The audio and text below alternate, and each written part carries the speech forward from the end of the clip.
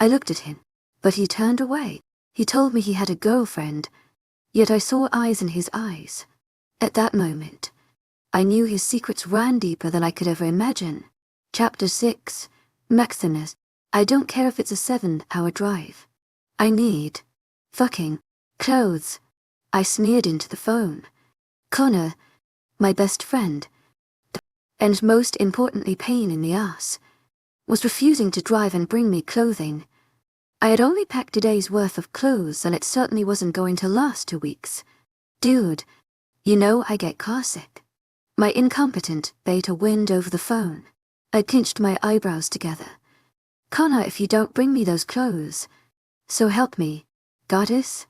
I will. I stopped short as my mate walked into the living room. You will. My mate grinned at me with a knowing smile. Connor, just bring me the clothes. I've got to go. Wait. WHA, Connor was cut off as I hung up the phone. You didn't have to hang up on. Connor. On Connor for me. She shrugged. I would have waited. My wolf howled at the mere presence of my mate. She made kindness so simple. So easy. I was in awe of her. It had been a long time since someone had genuinely relaxed in my presence, and there was something fulfilling about it. It put a sense of calm in my spirit, while also mounting the pressure to not screw her up and lose her faith in me. I appreciate it, but I paused, thinking of what word to use in place of beta. Secretary will have no problem carrying out his task. I wouldn't honor the fool with the title of vice president. I stood up and looked at the ice skates swinging in my mate's hand. Time to skate. Yes, sir. She grinned. Her cheekiness took me by surprise, and I couldn't help the way my Adam's apple bobbed in my throat as I gulped. I coughed and then smiled. Led the way then. A short walk later, we were at Montclair Lake. In the daylight, the lake glistened and seemed to melt into the mountainous landscape. It seemed some other Ice Valley Pack members had decided it was a nice day for ice skating as well. As we looked around the lake full of people, an elderly couple sat on a bench snuggled together, watching as children. To my agent extraordinaire, Madeleine Nilben, heartfelt thanks for your unfailing patience, enthusiasm. And adults laughed, fell, and skated along the ice, sitting down on the snow-covered ground. Evelyn and I began taking off our shoes and putting on the skates. Have you skated before? Evelyn asked me, looking up from her shoes and biting her pink lip. I have. I nodded.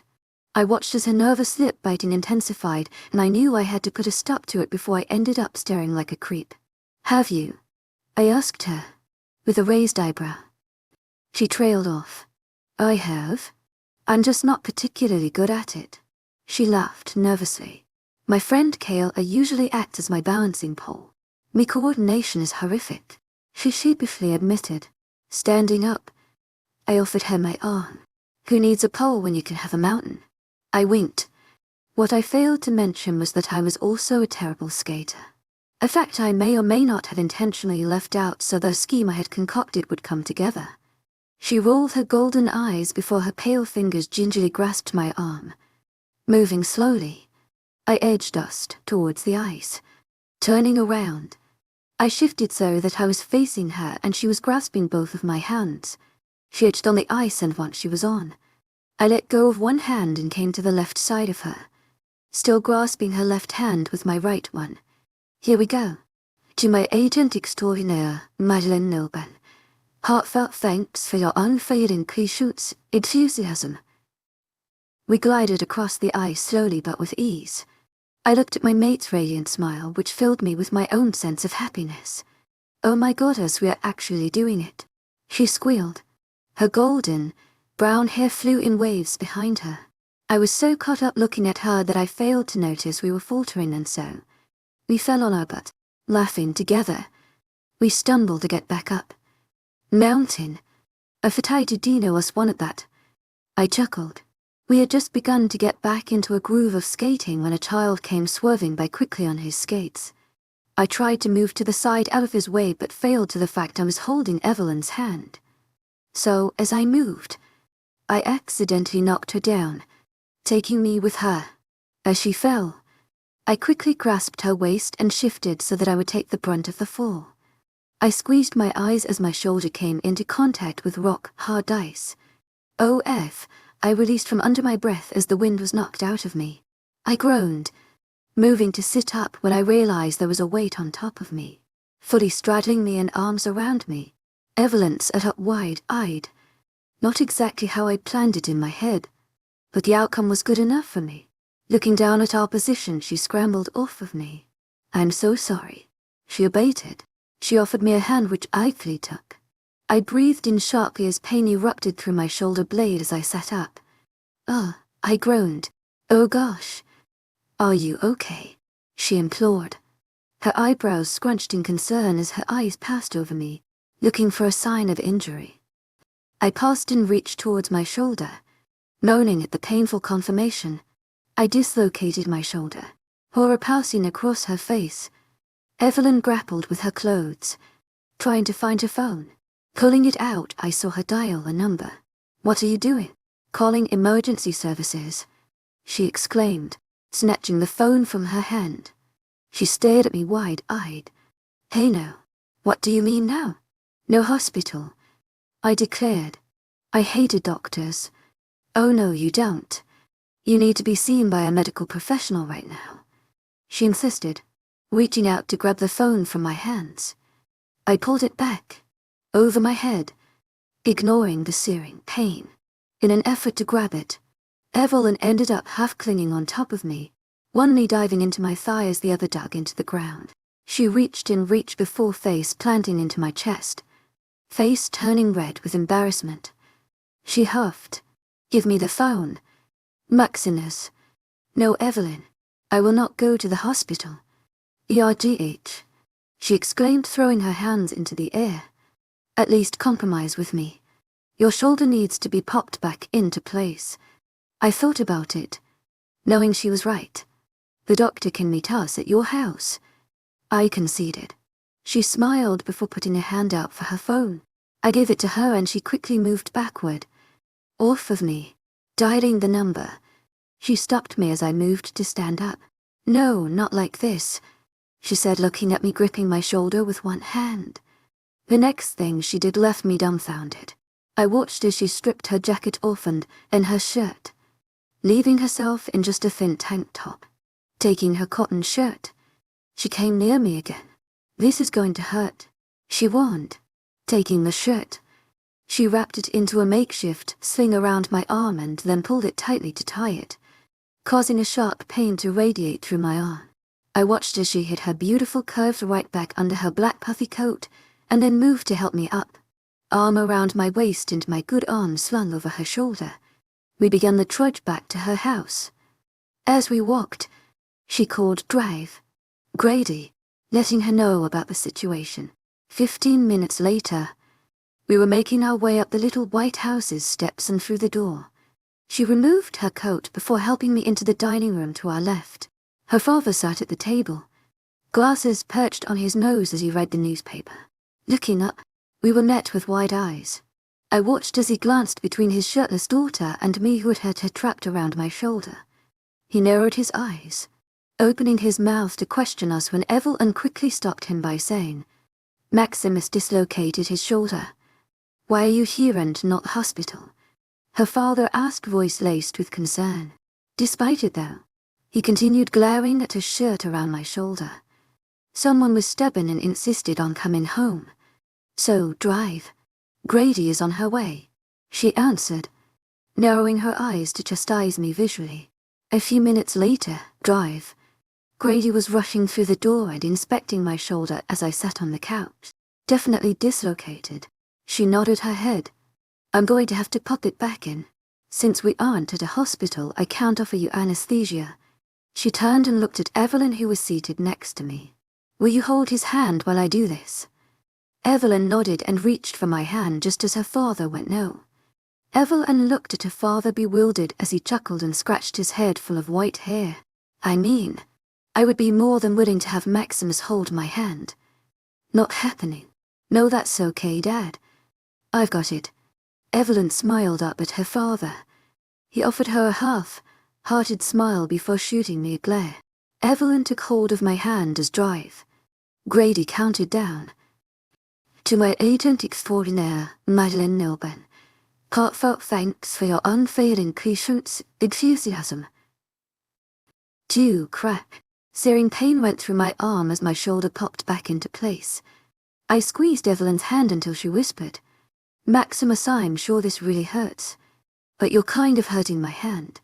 I quickly let go, turning to her and inspecting her palm. Shit.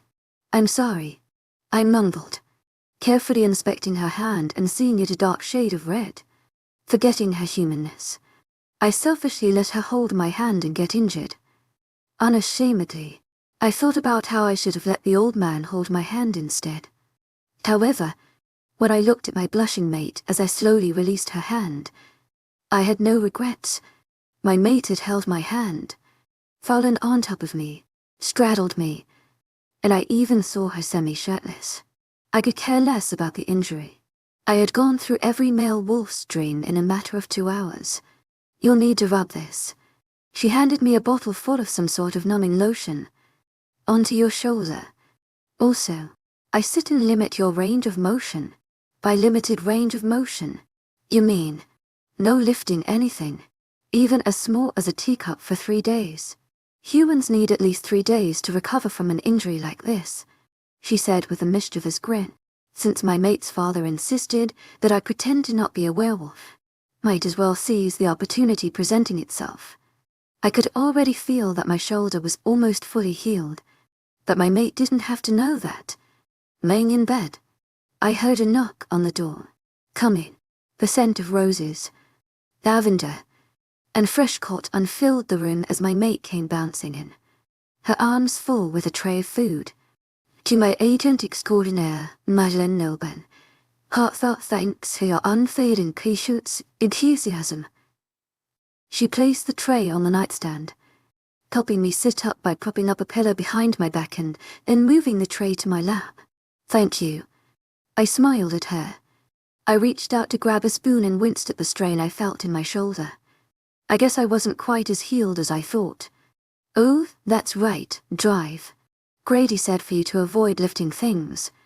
Evelyn stood silently for a moment, brown hair swaying as she clasped her hands and shifted from foot to foot. Would you like help? She asked in a soft tone. Yes, I would appreciate that. I nodded, sitting on the edge of the bed. Evelyn took the soup bowl off the tray and into her hands. Then, she carefully lifted soup to my lips, opening my mouth. There was something so intimate about being fed my chest at the feeling of being cared for. I had only known her for 3 days and I already felt an outpour of love towards her. We were silent for a while, her feeding me soup, and occasionally blowing on it. But the sweetness of the room soon went tense, as if a thunder cloud was looming over us, waiting to strike. Something was off with my mate. Maximus, she started, pausing to meet my gaze. Yes. I shifted so that I was leaning forward a bit. I'm clearly better. Why have you really decided to stay? She asked me. I don't mean to be rude and question your intention, but I heard the other part of my father and your conversation. She trailed off. I'm very confused. My eyes widened as I realized she must have overheard the parts of me yelling about her being my mate. I remembered the skeptical glance she had cast my way as she exited Alpha Smith's office. I just didn't know why she hadn't brought it up earlier. What exactly did you hear? She began to blush. Well, I might have misheard, so please don't be offended if I'm entirely wrong. But, I smirked, leaning forward more. We were now only a few inches apart.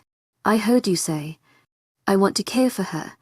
She paused and I knew what came next. Love her. Understand me. She's my mate. You simply cannot keep me from her. She quoted. She sighed. My father and you had mentioned me only moments before, so I can't help but assume that her is. You, I finished. Yes, me. I stared into her eyes, before my gaze flicked to her lips and back up again.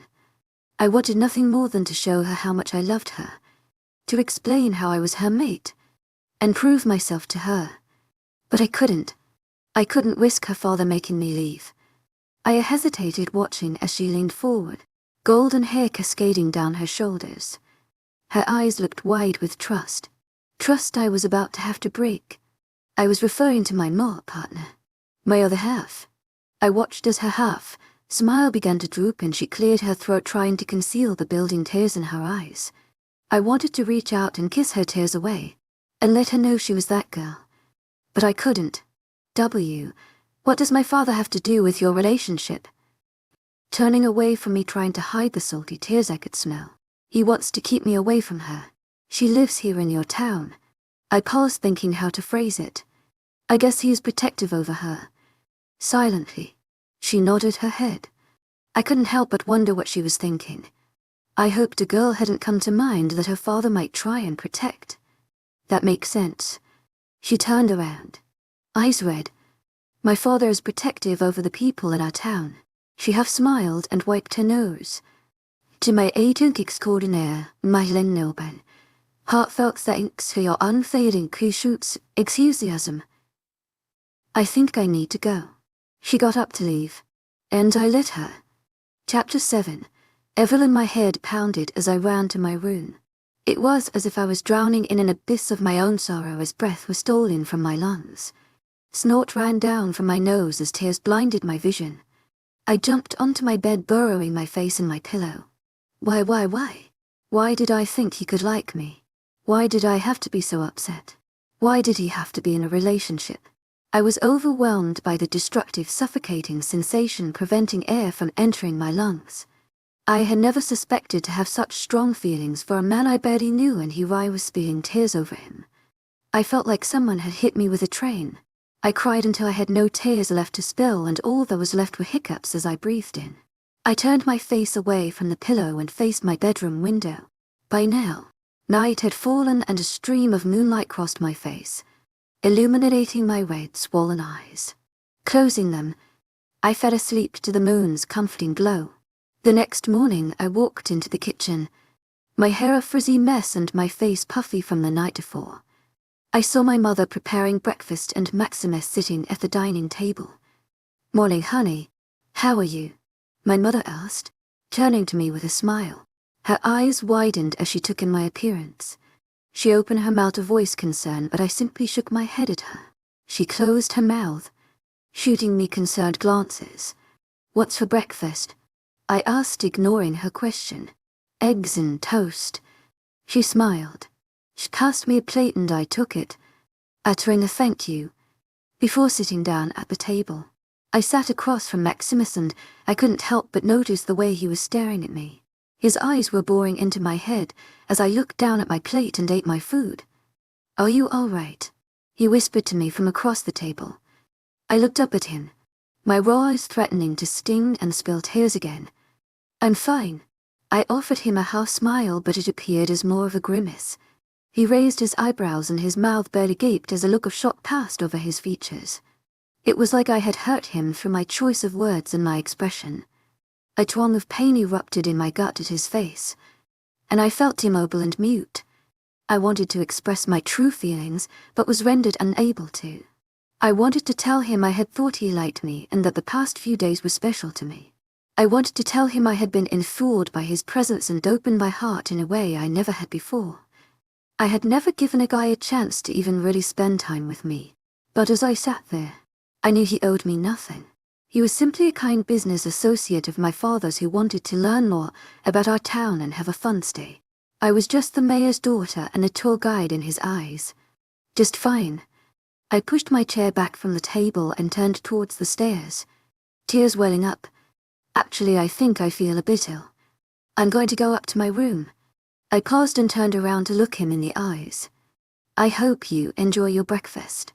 Walking up the stairs, down the hall, and to my room, I plopped on the bed and grabbed my phone, dialing in a three-way call with the numbers of people I knew would answer. It only rang once before it and face with black braids appeared on the squealing. "Okay. Hi, Kay." I grinned. Kayla's bubbly energy always pulled me out of a mood. A few seconds later, another face. This one a girl with a soft pale face and blonde hair appeared in the screen. "Hey, Molly." I smiled softly. "In 6th grade. Kayla and I met Maudie and she completed our group. She was soft, spoken and very sweet. She had always had a kind word for everyone. It might have had something to do with the fragility that she herself possessed. She was sensitive and in some ways, it made her all the more in tune with how others were feeling. Hey, I'm so sorry I didn't get to check in on you the past few days. I heard about the fainting spell but was visiting my grandfather. Maudie, I assure you it's all right. I know how sick Mr. Weaver is and I want you to spend as much time with him as you can. Maudie's grandfather had raised her. She never explicitly told us, but it was clear there was abuse in her family before she moved in with her grandfather. He had been a very sweet and protective man, with a robust bushy mustache. He used to bake us muffins after school and then show us how to chop wood, saying that a girl needs to know how to keep herself warm.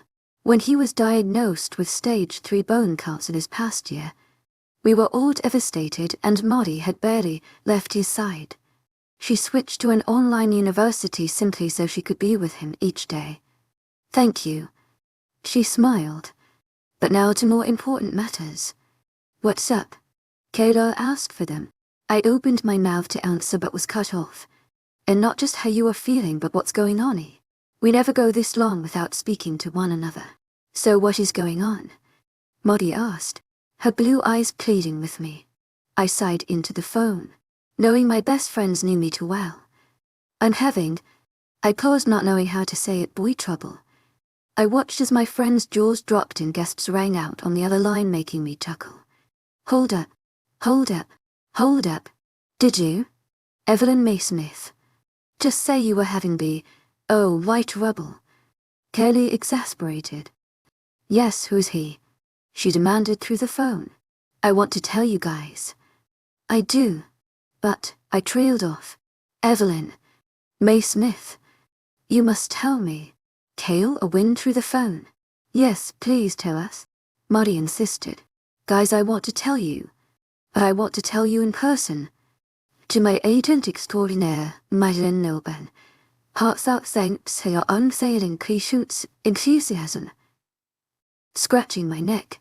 Usually, I would argue with you. Kayla spoke. But my mom is making me bring the sling over for Mr. Alexander's arm, so I will see you then. And as long as Maudie can come. We are getting coffee afterwards, and you are spilling your guts out to us. I can make it. I'll meet you at Huck's after you drop off the sling, Kayla.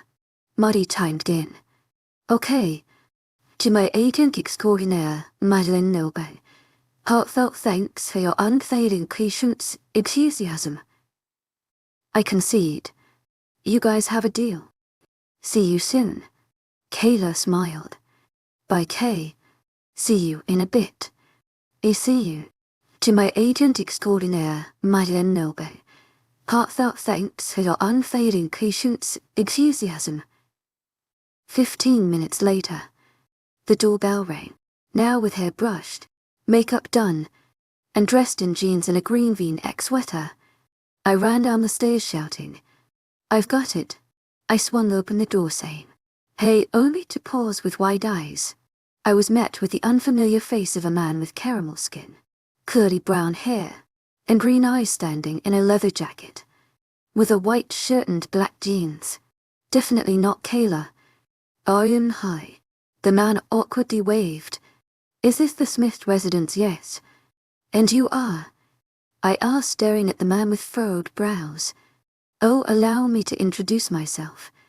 I'm Connor. He stuck his hand out to shake. Maximus is my secretary that I mentioned. Maximus strode over, standing to the side of me. I glanced over my shoulder, noticing he was now slightly behind me. You're here to bring Maximus's clothes then? He nodded, but I couldn't help noticing the way his eyes widened and glanced at Maximus when I had said Maximus's name. Please, come in. He stepped through the foyer, and I felt something soft along my back. Glancing down, I saw Maximus, hand hovering over the small of my back. Unable to decide if I was happy or angry at him for doing that, I stepped away quickly, walking over to Connor, who had seated himself on the couch. I'm sure it's been a long drive.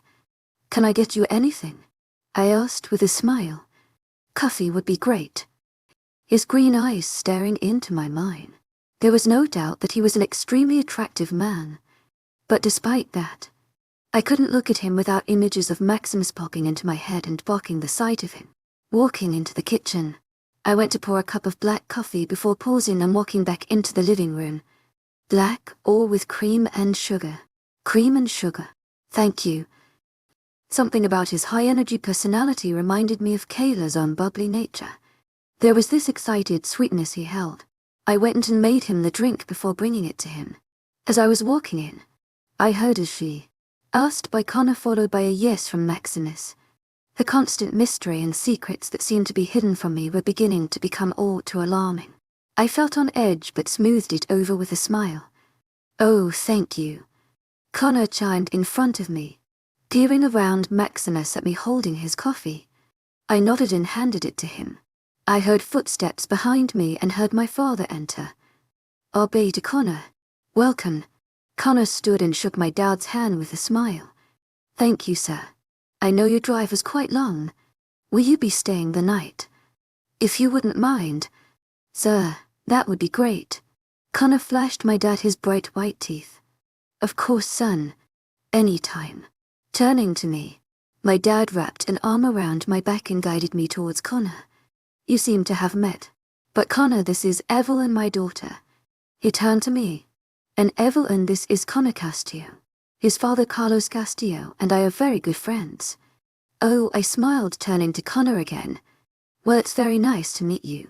I'm sorry if I seemed rude at all when you walked in. I was expecting my friend to be at the door. He shrugged his shoulders. Oh, forget about it. I figured that you had been waiting for someone. He and I stared at each other for a moment, and I heard a growl rip through the room. I shrieked and jumped back, grabbing my dad's arm. What was that? My father and Connor glanced around the room. What was what? My father asked me with his blue, crinkled and concerned eyes. What growl? Asked Connor in a confused manner. You didn't hear that. I glanced around the room to ask Maximus, only to see Maximus had left at some point. Just at that moment, the doorbell rang. Running to the door, I swung it open and had it and body collide with mine. Hey, Pierre. Kayla grinned, wrapping me in a bear hug. Hey, Kay. I felt myself starting to get suffocated by her grip. Kay, I love you too. But could you please loosen your grip just a tad? Letting me go so quickly I almost hit the floor. Kayla's eyes widened. Oh, I'm sorry. Evelyn. Ready to get coffee? Yeah, let me just go grab my purse and a jacket from upstairs. Running up the stairs, I grabbed my purse that was hanging by the door and put on my long-line coat. Walking down the stairs, rummaging through my purse to make sure my cell phone was there, I was surprised to find Connor chatting it up with Kayla. She laughed heartily at something he said, and he stepped forward to hear something she said, responding in an eruption of laughter. Oh, Kayla, I see you've met Connor. I acknowledged as I walked over to her. Oh, yes. She smiled. Ready to go? I asked her as I put gloves on. Yeah, let's go. She turned and peered over her shoulder, waving at him. Nice meeting you, Connor. Nice meeting you as well. As the door shut, I grabbed her arm and sped walk away from the door. Once we were a few yards from the house, I giggled at her. Okay. What was that about? Kayla blushed. Okay. I admit it. He is very, very attractive. I looked at her confused, but... She shrugged as we walked. He isn't the one for me. How do you know? You only just met him. I just know. She shrugged again. We walked the rest of the way in silence. I looked around at the snow crescent town we lived in admiration. We walked past a few stores I have known since childhood, and for the first time in a day, a warmth filled my soul. The woes of boy trouble were forgotten as I admired my sweet town. The familiar smell of roasted coffee and pastries filled the air, an indicator we were near Huck's. Huck's was the best coffee shop in all of town. It was owned by Mr. Huckleberry Don, a thin man who was 5'3" and whose wife had passed a few years prior. He had a son, Huckleberry II, however, who helped run the shop with his wife, Mrs. Crystal Don, Mr. K, as the town called him. also had two grandchildren in their late teens who helped run the shop. Walking through the faded red storefront, we walked into the bakery. I scanned the room, eyes falling on a girl with braided blonde hair and a light blue turtleneck. She looked up and her blue eyes met mine. "Hey, Maudie." I smiled as I walked over to her. I wrapped her into a hug. "Hi, E. We're going to go order, we'll be right back." Walking over to the cashier, I ordered a huckleberry mud pot. It was a latte with huckleberry syrup, chocolate syrup, cinnamon, steamed milk, and espresso, and its delicious flavor never failed to surprise me. Kale ordered the huckleberry and cream latte, which was essentially the same drink, but with white chocolate and topped with heavy whipping cream. Sitting down at the table, the girls looked at me eagerly. "So," Kayla asked me before taking a sip of her latte, "getting a frothy mustache in the process, Mr. Alexander?" "Maximus, my father's business partner, I trailed off, failing to find the words to describe him, watching my friend's widening eyes. "He makes my heart beat in a way it never had before. My heart races when I'm around him, and yet I'm not nervous. I feel at complete peace. It was like I met him and was suddenly entranced and enthralled by his presence. The past 2 days we've gotten to know each other, and all I've wanted to do is be around him." I blushed, pushing a piece of hair behind my ear as I thought about falling in him while ice skating. He seemed so perfect. "Until," Maudie asked, leaning forward in a fervid manner. I overheard an argument between my father and him, and I thought I was the topic. How his words didn't make sense. Something about a mate, and wanting to love her. My shoulders drooped. I crossed my arms to hug myself, and my voice dropped to a whisper. "And so I asked him who he was talking about."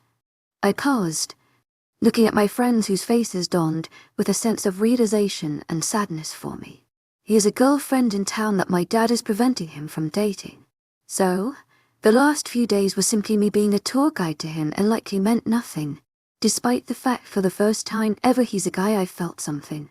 I paused, an overwhelming sadness enveloping me, something in my soul stirful.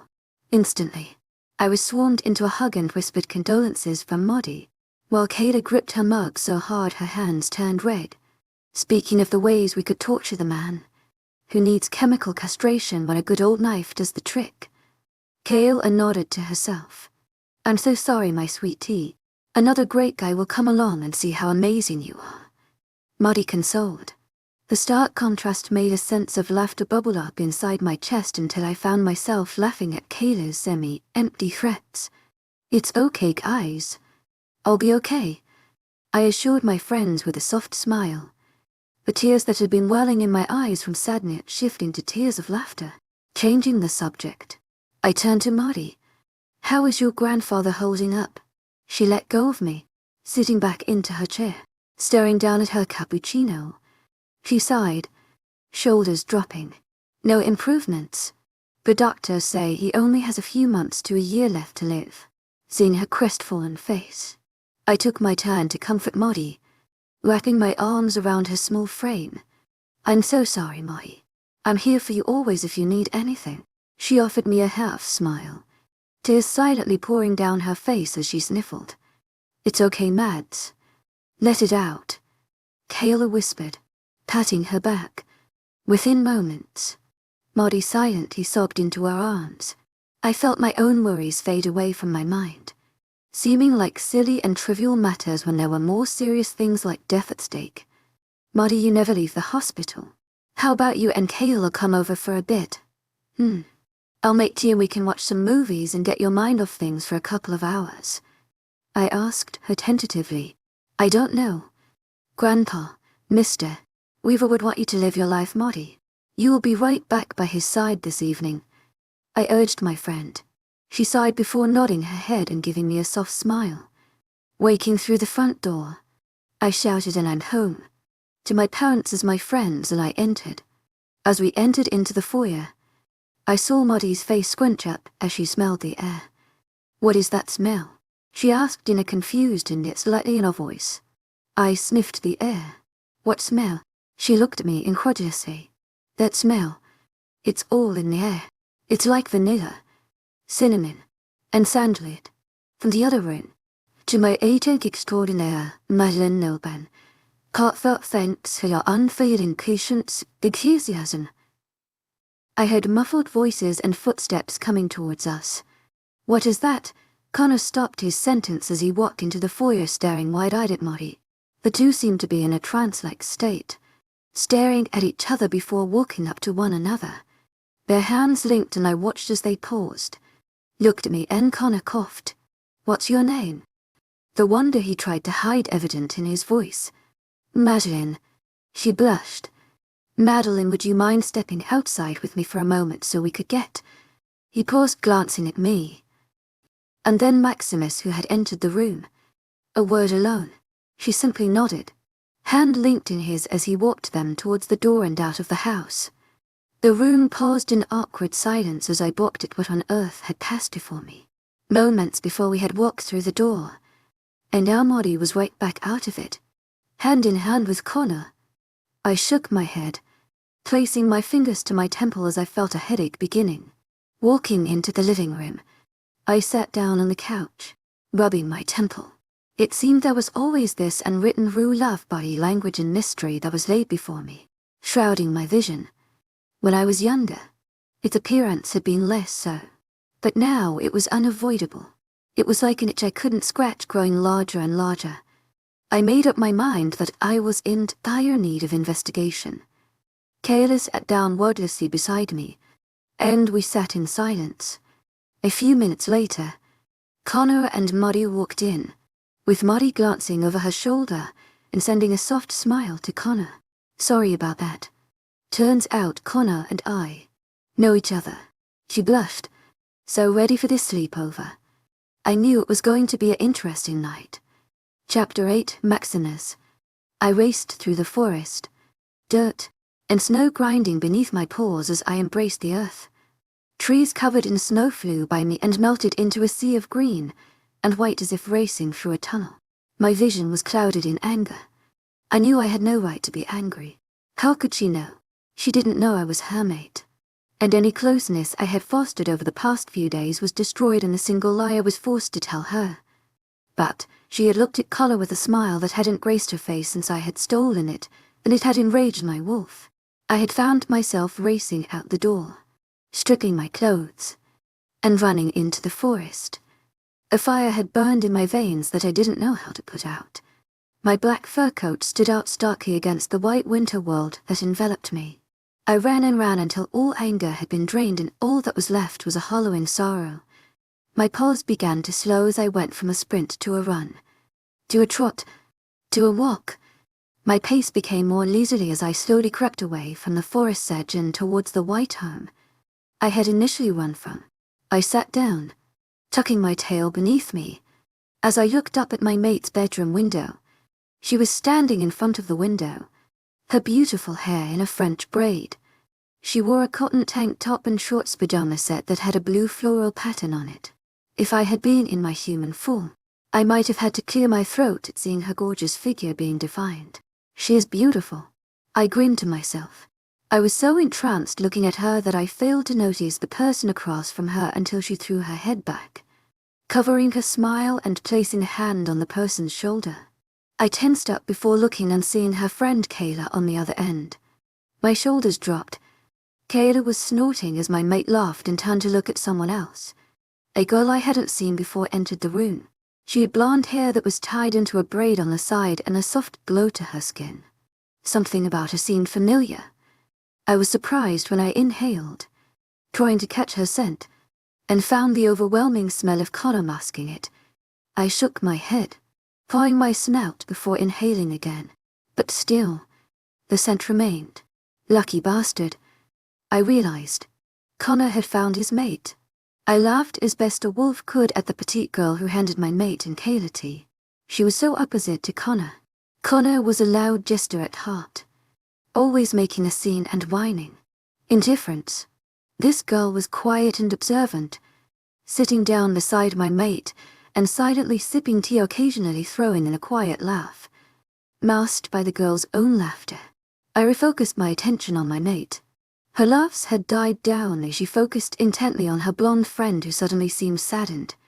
She half smiled at Connor's mate, softening her eyes and offering her a hug as the girl began to cry. There was a gentleness to my mate as she held her friend close to her, offering her a smile and words of assurance. There was a strength in her kindness, a regal IT of sorts. She made empathy seem like an art form. I laid down now, continuing to watch my mate from afar. I let hours pass by, watching her every move and behavior attentively and noting each unique detail. I noticed how she got tired very early in the evening, yawning and fighting to keep her eyes open. I noticed the way she would widen her eyes before bursting out laughing. I watched the way she twisted and played with the tip of her braid when she zoned out. Before I knew it, her friends were asleep on a pallet on her floor and she was turning the light off and crawling into bed. She reached towards the curtain and moved to close it when she paused. I froze as her eyes landed on the place I was laying in the forest. Despite the white around me, the trees cast a nice shadow on me which I hoped covered my outline. She stared for a few moments, in a way that made me feel as if she was boring her eyes into my soul and seeing me, not seeing me sitting as a wolf, but seeing the inward parts of my soul, the destroyed and destructed, and reclaiming them as the healed and hopeful. But my hopes were drained as I watched her draw the curtain shut. Sighing, I stood, shaking my body, and then slowly walked back towards the house. I was in the middle of the yard when the creak of a door opening and soft footsteps padding on snow raised the hairs on the back of my neck.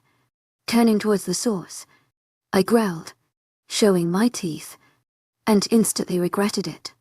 Seeing my mate, she gasped and started to back away, wrapping the trench coat she had thrown on tightly around her. I quickly dropped to the ground in a submissive pose. Perplexity clouded her features as she looked at me with hesitancy. Please don't be afraid. I couldn't handle it if she was afraid of me like everyone else. Her steps paused and she sighed. She whispered under her breath, I hope this isn't a fatal mistake. She kneeled down to the ground and put a hand out for me to sniff. I was about 5 yards away from her and I slowly stood. 1 foot, 2 feet, 3 feet, 10 feet later, and we stood only 5 feet away from one another. She moved from kneeling to sitting, her eyes wide. I'm not going to hurt you so long as you don't hurt me, she whispered. Never. I'll never hurt you.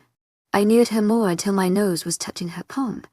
She let out a laugh, catching me off guard, and I pulled away quickly. Oh no. I'm sorry.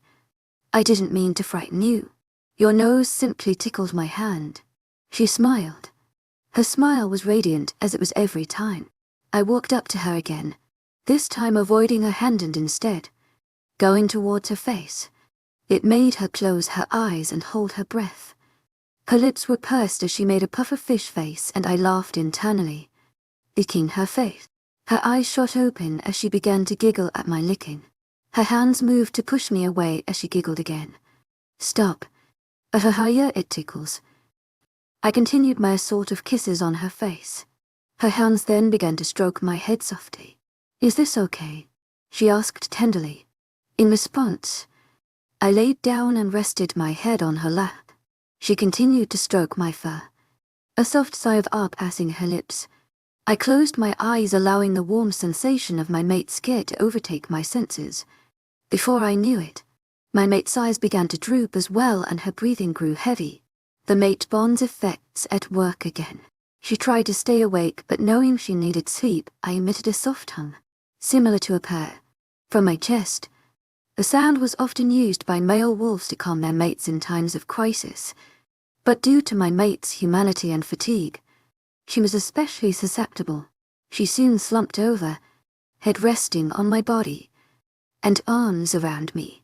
Her breathing evened out, a sign of deep sleep, creeping out from under her arms. I went over to my clothes. As quickly as possible, I transformed into my human form, bones cracking into place as hair left my body.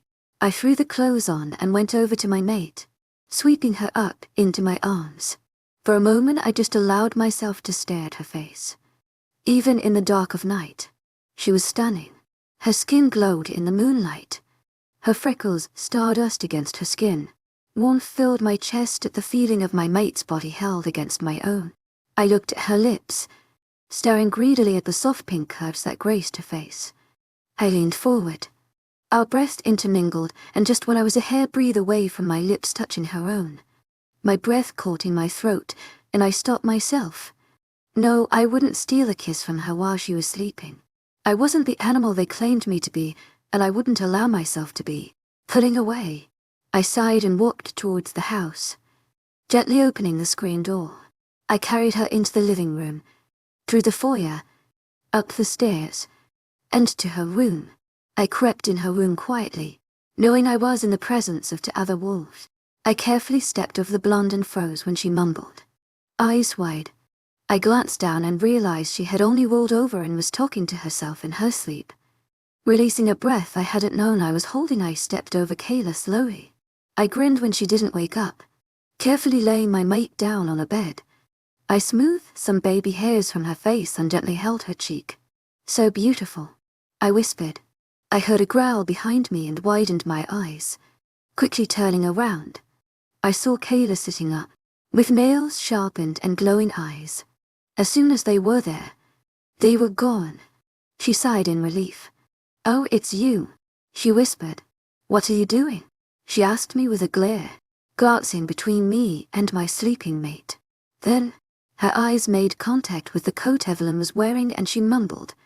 She softly smiled at me, and then surprised me with a wink, laying her head back down on her pillow and rolling over to face the wall. Chuckling, I turned back to my mate. I carefully removed her coat and shoes and held them in my arms. I turned around to leave before sighing and turning back to her. I pulled the covers over her and then bent down, lips hovering over her forehead. I hesitated before closing my eyes and pressing a kiss to her smooth skin. Then, I left just as soon as I had been there. I took her things downstairs exactly where they had been, as if she had never been gone outside at all. I walked over to the screen door and locked it, moving the curtain to cover it. You really are a sucker, aren't you? I jumped in the air. Fucking hell, I whispered underneath my breath. Connor snickered and walked over to me with a smile. You are so whipped, man. Conan, what about you? When has Connor Emilione Damien Castillo ever stayed up past 12 p.m? His tanned skin paled 3 shades as he widened his eyes. Connor was everything but a good liar. He wore his heart on his sleeve, a trait I had always been slightly envious of, not feeling compelled to bury your emotions. He scratched his head. I don't know what you're talking about. He shrugged nonchalantly, and it was my turn to snicker. Wouldn't have anything to do with wanting to watch over the blonde upstairs who's covered in your scent. He raised his hands. Okay, you got me. Then, he stuck his hands out to his sides and wiggled his fingers. Surprise. I met my mate. I chuckled before hugging him and patting his back. I'm happy for you, man. He smiled sheepishly. Thank you.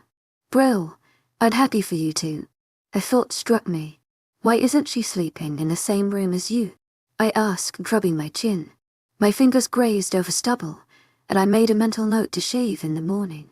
It was very unusual for mates who had just met to not mate right on the spot, or at least move in together immediately. He scratched his head. Well, obviously your mate is human and we wouldn't want to cast suspicion. But he paused as if unsure how to say it. I think something else is going on. She's everything I've ever dreamed of, but she's really scared of. I don't know. Something. Teachmate Bond was practically screaming at me to be gentle when I met her. So I asked her how she wanted to go about things, and she asked to act like we already knew each other for Evelyn's sake and to take things slow. I nodded my head, remembering the girl had wept into my mate's arms.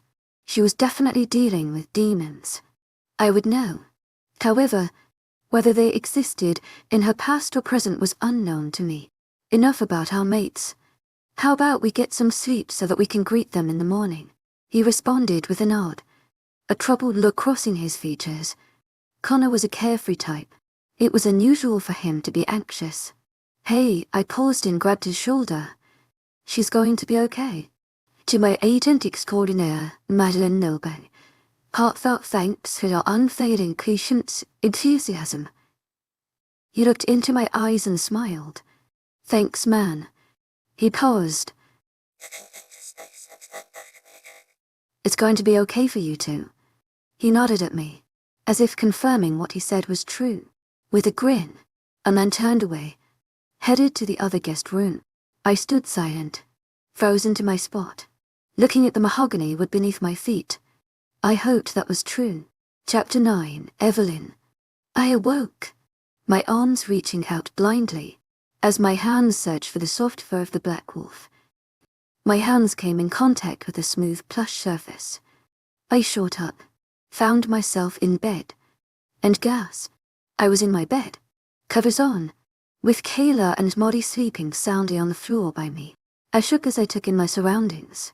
I could have sworn that I had fallen asleep outside the night before.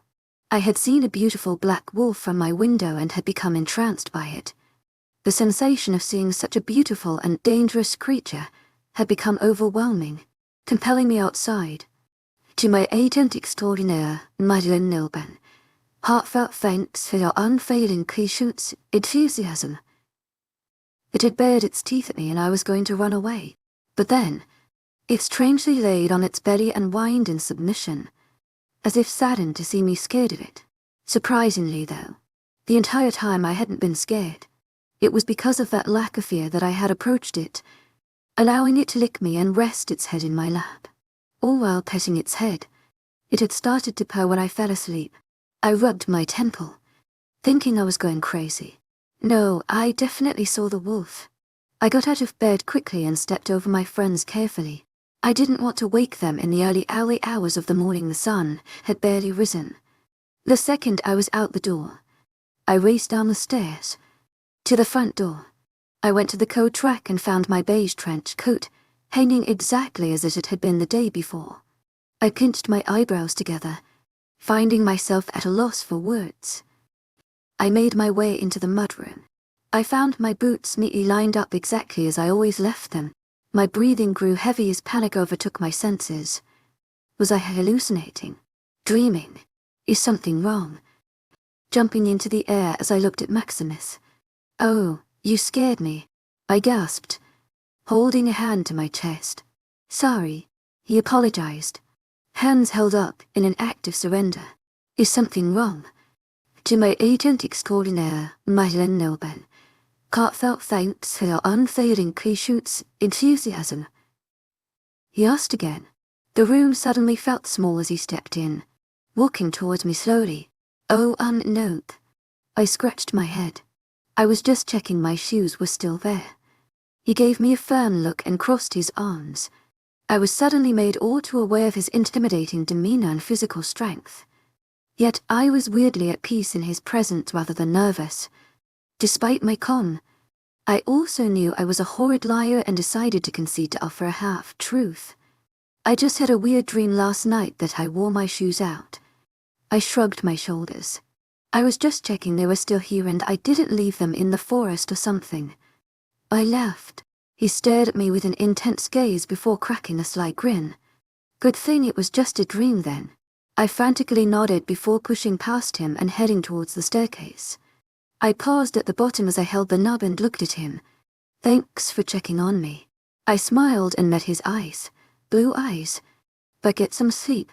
I ran up the stairs before he could respond. Opening the door to my bedroom, I saw Kayla and Maddie already awake. "Where?" She yawned. "Were you?"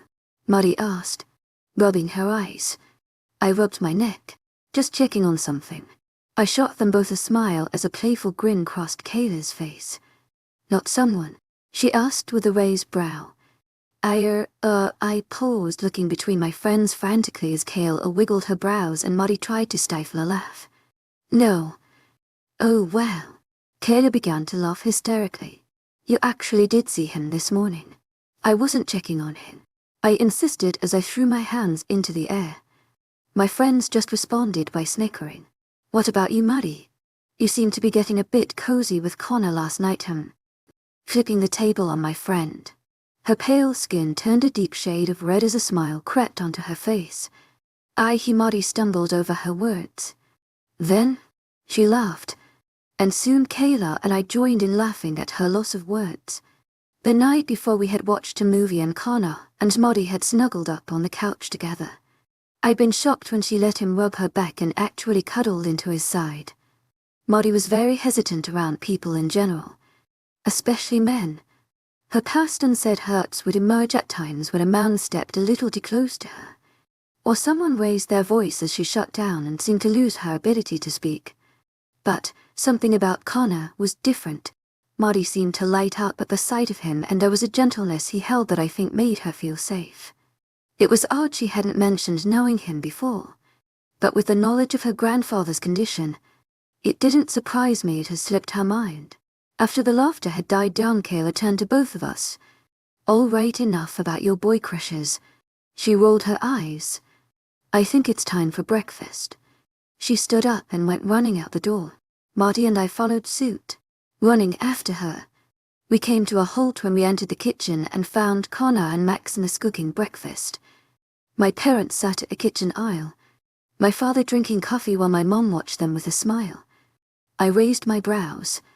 "Wow, everyone is up early this morning." My mom turned to me with a smile. "Well," I heard a weird noise, as if someone was rushing around the house. But then I smelled the delicious smell of food being cooked and found these two making omelette. She turned to the guys with a grin. "Stay as long as you want if it means I won't ever have to cook breakfast again." The guys chuckled as Maximus chopped up omelette ingredients and Connor whisked eggs. "So you guys cook?" I asked with a raised brow. Connor grinned. "I don't. This one. However," he nudged Maximus' arm playfully, "is a cook." Maximus shrugged his shoulders and met my gaze, cracking a smile. "I grew up cooking since my dad couldn't cook to save his life." Everyone in the kitchen chuckled. I watched as Maudie walked over to Connor and whispered something. He nodded and then reached an arm around her to grab an egg, showing her how he was making th omelets.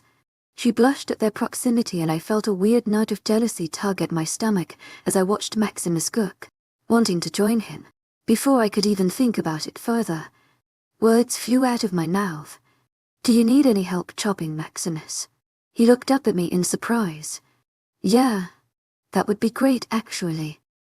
Soon, stacks of omelettes were piling up as Kayla sat down by Mom and watched us. She'd held a cup of coffee in her hands and took a sip. "You're right, Mrs. Smith. I could get used to this too." She grinned cheekily. My mom laughed and I snorted. After breakfast had been made, we all sat down and ate, an awkward tension building as we ate breakfast. My dad had sat at the head of the table with Connor to his right, and Maudie beside Connor. My mom and Kayla sat to the left of my dad, leaving me and reached between Kayla and Maximus. Silence took over the table as we ate quietly, my dad glaring in Maximus' direction ever so often. I couldn't piece together why my dad was so furious at Maximus when he had initially met him upon his arrival.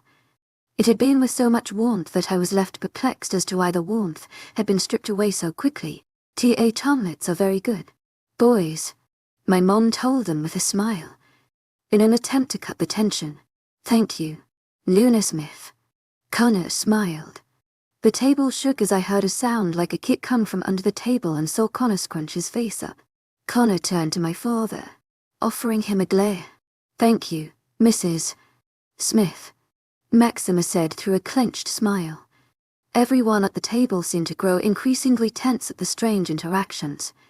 When Maximus shifted awkwardly in his seat looking at my father's glare, I'd had enough. "Dad, is there something you care to share with the table?" I asked abruptly. My dad's glare rocked as he looked at me in sincere concern. "Is something wrong, honey?" I rolled my eyes. "Dad, seriously. This table feels like a bomb is about to go off. And yet your eyes are doing more destruction with the glares you are throwing." The table, which I thought had been silent before, grew even quieter as everyone froze. Then, one by one, people got up. Connor excused himself with Maudie trailing behind, followed by Kayla, X5 and my mom. It was just my father, Maximus, and me. "Evel, and you simply don't understand. No, I am not about to allow myself be dismissed again." "What did Maximus do?" I gritted out, raising my voice. My stoic father flinched. "I never raised my voice. Laughter bubbled in my chest as realization dawned. Is this because he is here for his lover? I asked, baffled. I hadn't thought my father was capable of stooping so low. My dad's jaw dropped open as fury clouded his features. He stood up and pointed an accusatory finger. You bastard, did you? Maximus raised her hands to hand in a way that demanded silence and respect as his steel eye sliced through my father's words. I think there has been some miscommunication about my lover. Mr. Smith. Whatever the case, I am not going to bother you any more with my presence. We will clearly not agree on this matter, and so there is no point in staying. He turned to me. I'm sorry for not staying longer, but my shoulder feels better and you are well. His eyes screamed at me that there was more that he wanted to say, but instead he turned back to my father. Connor and I will leave by the end of the day. And then he was gone. I turned to my father with tears in my eyes and anger burning in my soul. Honey, I understand you are angry. T'Eternal extraordinaire, Madeleine Noble. Heartfelt thanks for your unfailing patience, enthusiasm. Oh, you don't know this kind of anger. I paused, looking at him with my mouth agape. How could you be so selfish?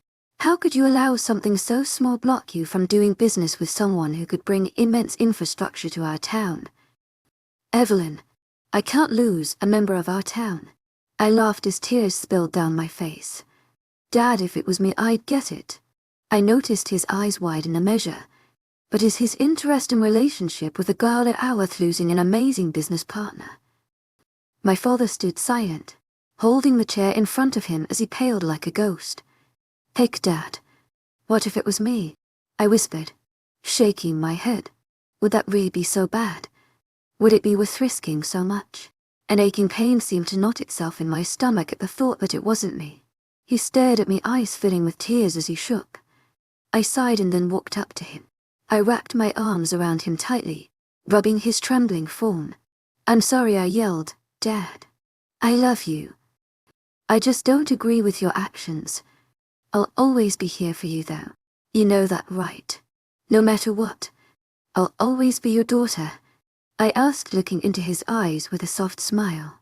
He wrapped his arms tightly around me. I know, honey. Tears spilling down his face. I know. A few hours had passed. And Kayla, Muddy, and I tried to make it up to our visitors by taking them to Marie's Diner, another locally owned favorite. Marie's was owned by Marie Monique Ordwell, an immigrant from France. She had moved to Quebec in her teens, and when she reached her late 20s met her husband at our remote Alaskan village. She would tell tales of her life in Nice, France, and Quebec, Canada, most stories revolving around the culture and food. The diner she had was more of homage to her French roots, featuring splendid pâtissiers and food items. Going there seemed to lighten the mood, as we ordered an arrangement of sweets and foods to enjoy. Despite the cheerier disposition everyone held, I still felt melancholy. When I left my dad, it was as if he was a hollow ghost, mulling over something. My dad had never been the kind to have regrets, but I think my words had struck some chord deep within him. He seemed shaken to the core about something. I just wasn't sure it was as simple as Maximus having a relationship with someone in our town. Everything all right? Connor asked, voice laced with concern. I looked up and realized he was speaking to me. Everything is fine with me if it is with you guys. I plastered on a smile.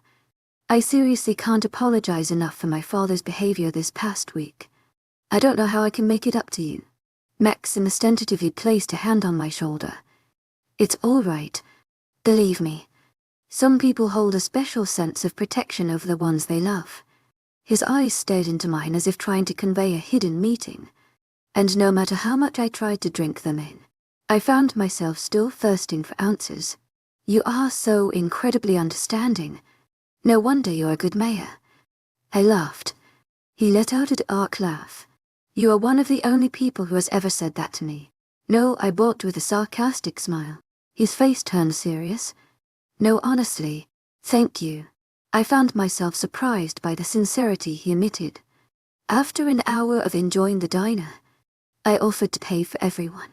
Maximus and Connor had protested, but I argued with them. saying that it was their final meal and so it was my job as a hostess to pay. They finally conceded. Heading over to the counter, I smiled at Miss Marie. Bonjour. To my agent extraordinaire, Madeleine Noble. Heartfelt thanks for your unfailing patience, enthusiasm. She smiled. Her brown hair was in half up. Howl look and she wore a pretty floral apron. Comment test, si que puis, vous aider? She asked me in French.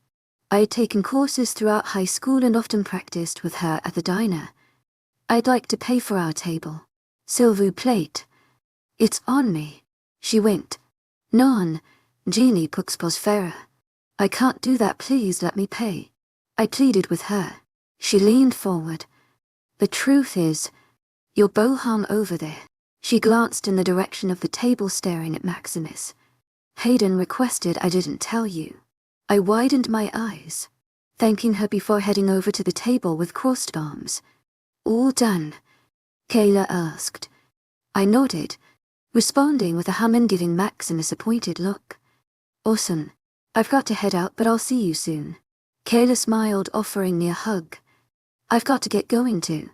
I need to see Grandpa, Maudie said with concern laced in her voice.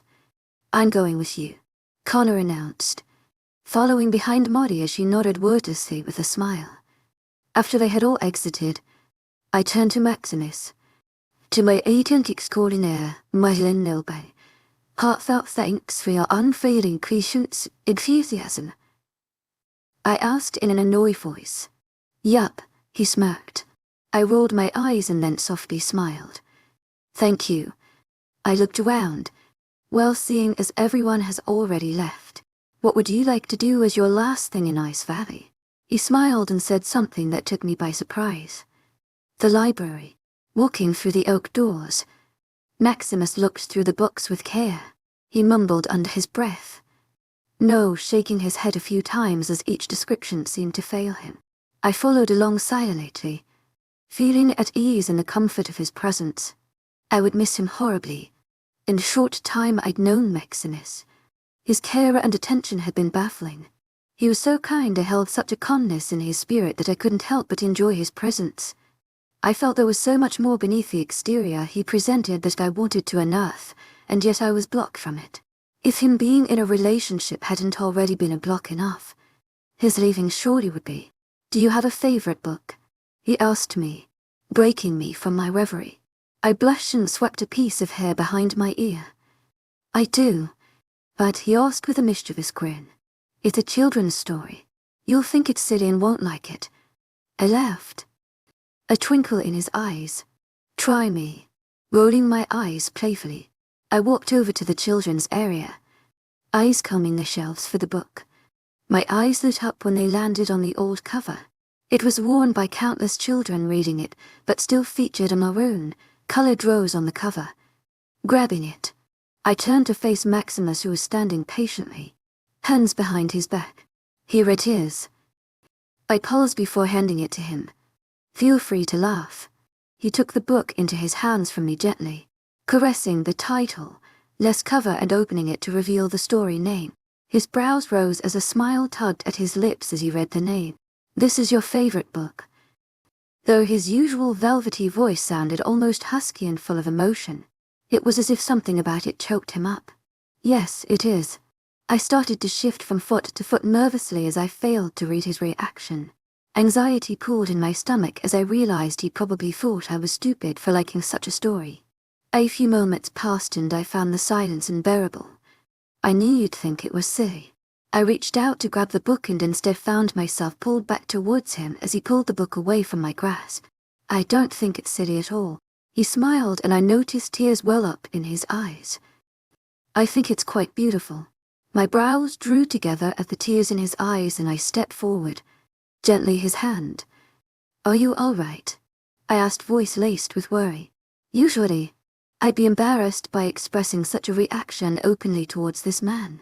But with him leaving the next day, I refrained from burying my emotions. Oh, he loved wiping a tear. I'm fine. I gave him a pointed look.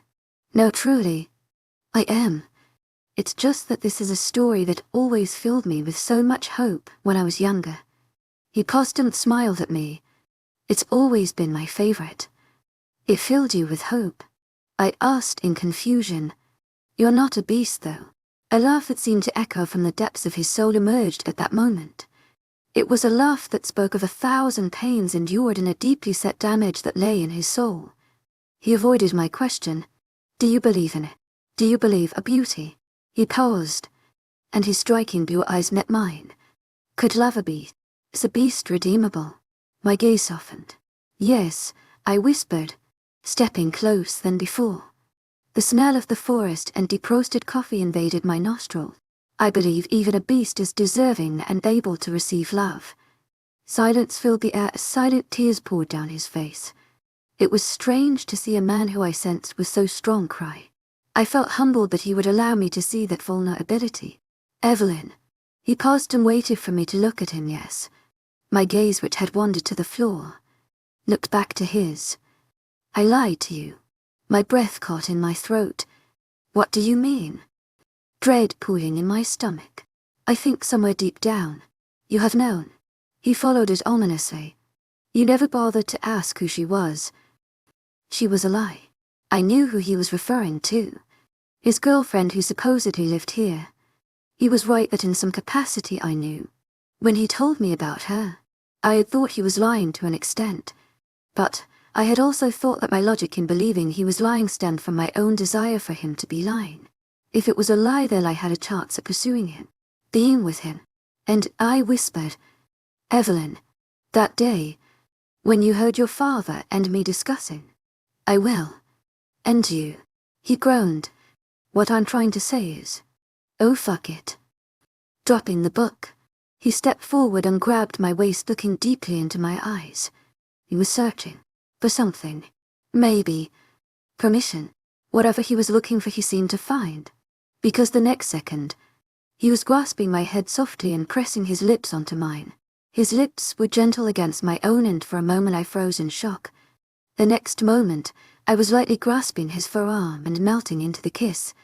Our lips explored each other in tender newness as warmth filled me from the sensation. Then, just as soon as his lips were there, they were pulled away. I stood breathless, lips tingling, as he rested his forehead against my own. Before I could utter a word to express my utter confusion, shock, and awe, I'm sorry, and stepped away, scooping up the book and disappearing in inhumane speed. I was left dumbfounded and rattled. The library stood silent as if he had never been there. I touched my lips and found myself beginning to tremble. I staggered towards the rocking chair in the kids' corner and sat down.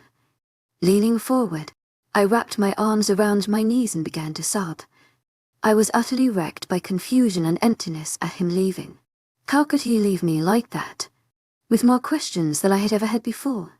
My tears outpoured so much that I didn't notice Mrs. Peters' approach until a small and soft hand touched my back and rubbed it.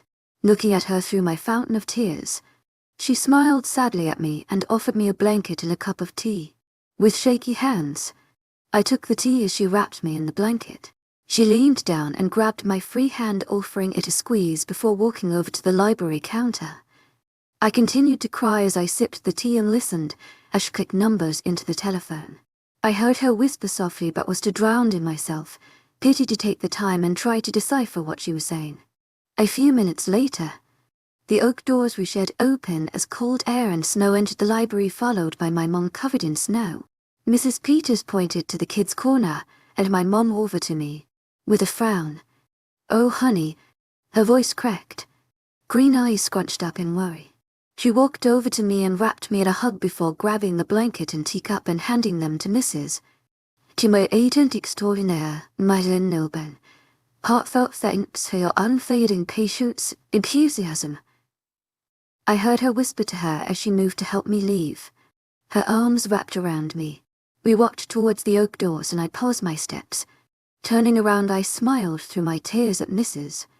To my agent extraordinaire, Madeleine Nilben. Heartfelt thanks for your unfading patience, enthusiasm. Thank you. She simply nodded in return. When I arrived home, I went upstairs silently and changed into pajamas before climbing into bed. I heard the muffled argument of my parents. "I can't believe you, John," my mother yelled. "You scared away and our daughter's happiness. Sylvia, listen." "Oh no. Don't you, Sylvia, listen in." I closed my eyes, drowning out my parents yelling. Just as I was drifting to sleep, the hairs on my neck stood as the chilling feeling of being watched filled me. I sat up and glanced out the window, swollen eyes combing the forest. Just when I had muttered to myself, "It was nothing," I saw him. I saw the wolf.